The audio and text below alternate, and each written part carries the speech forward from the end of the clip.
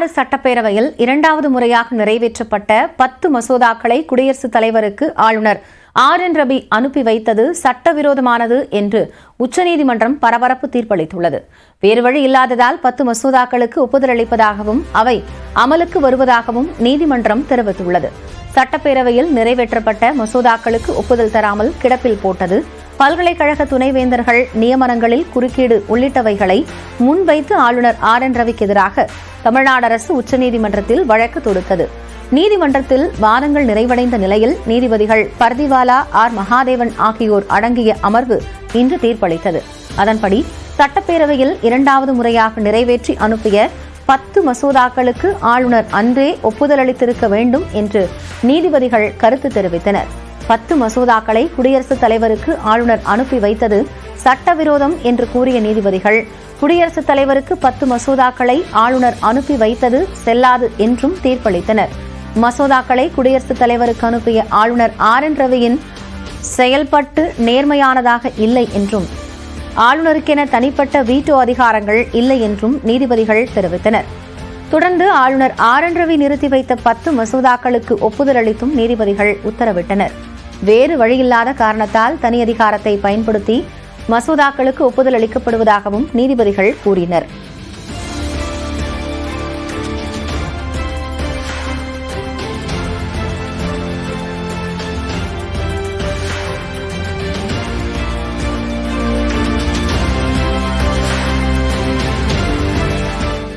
மசோதாக்களுக்கு ஒப்புதல் தர ஆளுநருக்கு காலக்கெடு நிர்ணயித்த நீதிபதிகள், சட்டப்பேரவை அனுப்பும் மசோதாக்களுக்கு 1 மாதத்தில் முடிவெடுக்க வேண்டும் என்றும், குடியரசுத் தலைவருக்கு அனுப்புவதாக இருந்தால் 3 மாதங்களுக்குள் முடிவெடுக்க வேண்டும் என்றும் தெரிவித்தனர். அதே நேரத்தில் ஆளுநர் திருப்பி அனுப்பிய மசோதாவை சட்டப்பேரவை மறுமுறை அனுப்பி வைத்தால் ஆளுநர் ஒப்புதல் தந்தே ஆக வேண்டும் என்றும் தீர்ப்பில் தெரிவிக்கப்பட்டுள்ளது. அரசியலமைப்பு பிரிவு 200 படி ஆளுநருக்கு தனி அதிகாரம் உள்ளதாக கூறப்படுவது ஏற்புடையது அல்ல என்று கூறிய நீதிபதிகள், பொதுவான விதியின்படி ஆளுநர் என்பவர் மாநில அரசின் ஆலோசனையின்படியே செயல்பட வேண்டும் என்றும், ஆளுநர் அலுவலகம் ஊக்க சக்தியாக இருக்க வேண்டுமே தவிர ஒரு தடையாக இருக்கக்கூடாது என்றும் திட்டவட்டமாக தெரிவித்தனர்.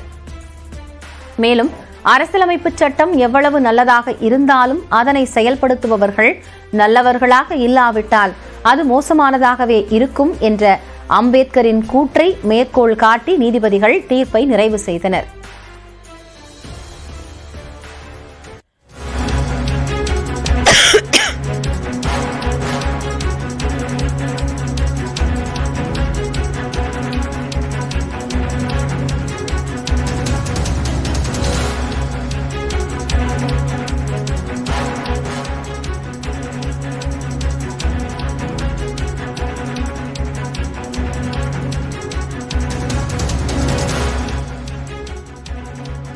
அண்மை செய்தியை பார்க்கிறோம். அமலாக்கத்துறைக்கு எதிராக தொடுக்கப்பட்ட வழக்கை தொடர்ந்து நடத்த டாஸ்மாக் நிர்வாகம் முடிவு செய்திருக்கிறது. தமிழக அரசு திரும்ப பெற்றிருந்த நிலையில் டாஸ்மாக் நிர்வாகத்தின் வழக்கை தொடர்ந்து நடத்துவதாக தற்போது முடிவு செய்யப்பட்டிருக்கிறது. அதன் அடிப்படையில் அமலாக்கத்துறைக்கு எதிரான இந்த வழக்கை தமிழக அரசு உயர்நீதிமன்றத்தில் தொடர்ந்து நடத்துவதற்கு முடிவு செய்திருக்கிறது. கூடுதல் விவரங்களோடு செய்தியாளர் மதன் இணைகிறார், அவரோடு பேசலாம். மதன், விவரங்கள் என்ன? டாஸ்மாக் தலைமை அலுவலகத்தில் அமலாக்கத்துறை நடத்திய அந்த சோதனை சட்டவிரோதம் என்று அறிவிக்க வேண்டும் என்று, அது மட்டும் இல்லாமல் விசாரணை என்ற பெயரில் அதிகாரி திரும்ப தடை கோரியும் தமிழக அரசும் டாஸ்மாக் நிர்வாகமும் சென்னை உயர்நீதிமன்றத்தில் வழக்குகள் தாக்கல் செய்தார்கள். ஏற்கனவே இந்த வழக்கானது ஆரம்பத்தில் நீதிபதிகள் MS ரமேஷ் மற்றும் செந்தில் குமார் அடங்கிய அமர்வு விசாரணை நடைபெற்று வந்தது. அந்த அமர்வுதான் இந்த ஒரு விசாரணைக்கு ஒரு இடைக்கால தடை விதித்தார்கள். ஆனால் அதன் பிறகு இந்த வழக்கிலிருந்து அவர்கள் விலகி வைத்தார்கள். இதன் தொடர்ச்சியாக தற்போது இந்த வழக்கானது நீதிபதிகள் SM சுப்பிரமணியம் அடங்கிய அமர்வு விசாரணை நடைபெற்று வருகிறது. ஆனால் இந்த ஒரு வழக்கு விசாரணையை வேறு ஒரு மாநிலத்துக்கு மாற்ற வேண்டும் என்று உச்சநீதிமன்றத்தில் தமிழக அரசு ஒரு மனு தாக்கல் செய்தது. இந்த மனுவானது இன்று விசாரணைக்கு வந்தபோது உச்சநீதிமன்றத்தில், அதாவது இந்த ஒரு வழக்கை தொடர்ந்து உயர்நீதிமன்றம் விசாரிக்கும் என்று உச்சநீதிமன்றம் தெரிவித்துவிட்டது. அதன் பிறகுதான் இந்த வழக்கு தற்போது மீண்டும் விசாரணைக்கு வந்த போது இதே அமர்வில் அப்போது தமிழக அரசை பொறுத்த வரைக்கும் தாங்கள் தாக்கல் செய்த அந்த ஒரு வழக்கை திரும்ப பெற்றுக் கொள்வதாக தெரிவிக்கப்பட்டது. ஆனால் அமலாக்கத்துறை தரப்பில் தற்போது இந்த ஒரு சோதனை தொடர்பாக தமிழக அரசு மட்டுமில்லாமல் டாஸ்மாக் நிர்வாகம் வழக்கு கொண்டுள்ளது. எனவே தமிழக அரசு மட்டும் முடிவு செய்ய முடியாது என்ற ஒரு வாதத்தை எடுத்து வைத்தார்கள். இதன் தொடர்ச்சியாக தமிழக அரசு இந்த மனுவை திரும்ப பெற்றுக் கொள்வதாக தற்போது தெரிவித்திருந்தாலும் டாஸ்மாக பொறுத்தவரைக்கும் இந்த வழக்கை தொடர்ந்து நடத்துவதாக தெரிவித்தார்கள். எனவே இந்த வழக்கானது தற்போது நீதிபதிகள் எஸ்.எம். சுப்பிரமணியம் மற்றும் ராஜசேகர் அமர்வில் தற்போது விசாரணை நடைபெற்று வருகிறது. நன்றி மதன், விவரங்களை வழங்கியமைக்காக.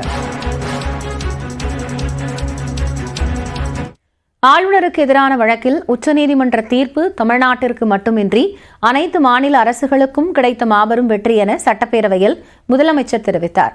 ஆளுநருக்கு எதிராக தமிழ்நாடு அரசு தொடுத்த வழக்கில் உச்சநீதிமன்ற தீர்ப்பு குறித்து பேரவையில் முதலமைச்சர் மு.க.ஸ்டாலின் உரையாற்றினார். அப்போது பேசிய அவர், வரலாற்று சிறப்புமிக்க ஒரு தீர்ப்பை தமிழ்நாடு அரசு பெற்றுள்ளதாக மகிழ்ச்சி தெரிவித்தார்.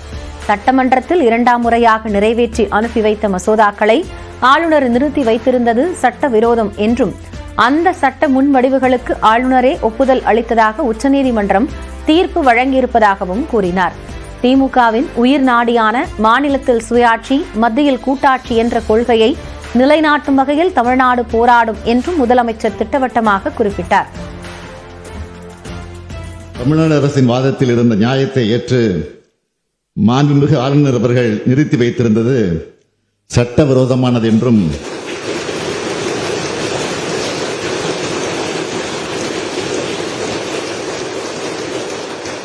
அந்த சட்ட முன்வடிவுகளுக்கும் ஆளுநர் அவர்கள் ஒப்புதல் அளிக்கப்பட்டதாக கருதப்பட வேண்டும் என்றும் தெரிவித்து வரலாற்று சிறப்புமிக்க தீர்ப்பினை இன்றைக்கு மாண்புமை உச்சநீதிமன்றம் வழங்கியுள்ளது. இந்த தீர்ப்பு தமிழ்நாட்டுக்கு மட்டுமின்றி இந்தியாவில் உள்ள அனைத்து மாநில அரசுகளுக்கும் கிடைத்த மாபெரும் வெற்றியாகும்.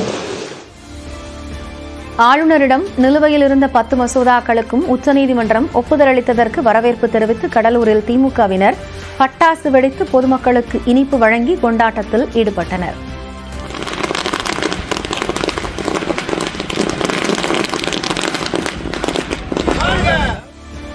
தமிழ்நாடு அரசு பரிந்துரைப்பவரே இனி தமிழ்நாடு அரசு பல்கலைக்கழகங்களின் வேந்தராக இருப்பார்கள் என்று மூத்த வழக்கறிஞர் வில்சன் தெரிவித்துள்ளார்.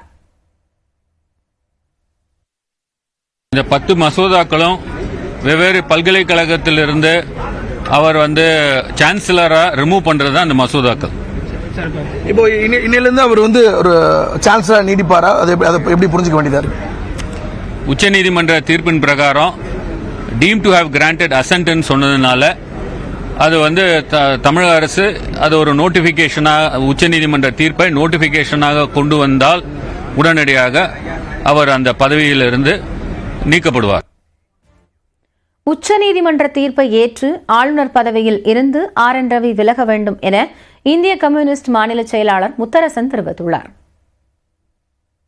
ஆளுநர் இப்ப என்ன பண்ணணும் அப்படின்னா, ஒரு வேணும்னே செயல்பட்டதானே, அதனால அவர் ரிசைன் பண்ணணும், ராஜினாமா செய்யணும். இதுக்கு மதிப்பளித்து உச்சநீதிமன்றம் அளித்திருக்கிற தீர்ப்புக்கு மதிப்பளித்து அவர் ராஜினாமா செய்து விட்டு செல்ல வேண்டும். அல்லது இவரை நியமனம் செய்த குடியரசுத் தலைவர் இப்படி சட்டவிரோதமாக செயல்பட்டிருக்கிறார் என்கிற காரணத்தினால அவரை பதவி நீக்கம் செய்யணும். ஆளுநரின் அதிகாரம் தொடர்பான வழக்கில் உச்சநீதிமன்றம் வரலாற்று சிறப்புமிக்க தீர்ப்பை வழங்கியுள்ளது என தமிழ்நாடு அரசின் தரப்பில் வாதாடிய வழக்கறிஞர் ராகேஷ் திவேதி நியூஸ் 18 தமிழ்நாடுக்கு தெரிவித்துள்ளார். அவரோடு செய்தியாளர் சுசித்ரா நடத்திய கலந்துரையாடலை பார்க்கலாம். We have senior advocate Rakesh Dwivedi with us. Sir, today Supreme Court delivered a landmark judgment in a Tamil Nadu governor case, and you appeared for Peralivaran as well, and the court referred to the case. So what was the actual reference they did, and what is the actual order has been delivered today, sir? See, this battle has been going on in the Supreme Court for quite a long time, right from Samsher Singh's case, and then Nabam Rebia, and then Periyavalan's case, and this case in different contexts. The governors have been trying to obstruct the decisions of the state government and the state legislatures. So they have ruled that the governor has no discretion in these matters, generally no discretion. Significantly, having considered all the facts, the court has declared the action of the governor to be mala fide. So the bills now don't need to go back to the governor. They also don't need to wait for the president's actions. They are law of Tamil Nadu to now. So all the governors must read this judgment. It follows 7-judge judgment of Samsher Singh. It follows constitution bench in Nabam Rebia, Periyavalan. So therefore this is the law now. This is the consistent view of the court. So governors must now adopt a friendly tone. They should act as advisors, give their wise opinions, but ultimately it is the welfare of the people and the people's representative who know it best. It's not the governor, but the power flows from the house and the government elected by people. Thank you so much. அரசியல் சாசனத்திற்கு அப்பாற்பட்டவர்கள் ஆளுநர்கள் அல்ல என்ற ஒரு தீர்ப்பை உச்சநீதிமன்றம் வழங்கியுள்ளதாக தமிழ்நாடு அரசு சார்பில் இந்த விவகாரத்தில் ஆஜராகிய ராகேஷ் திவாரி தெரிவித்துள்ளார். நியூஸ் 18 செய்திகளுக்காக ஒளிப்பதிவாளர் கார்த்திகுடன் டெல்லியிலிருந்து சுசித்ரா.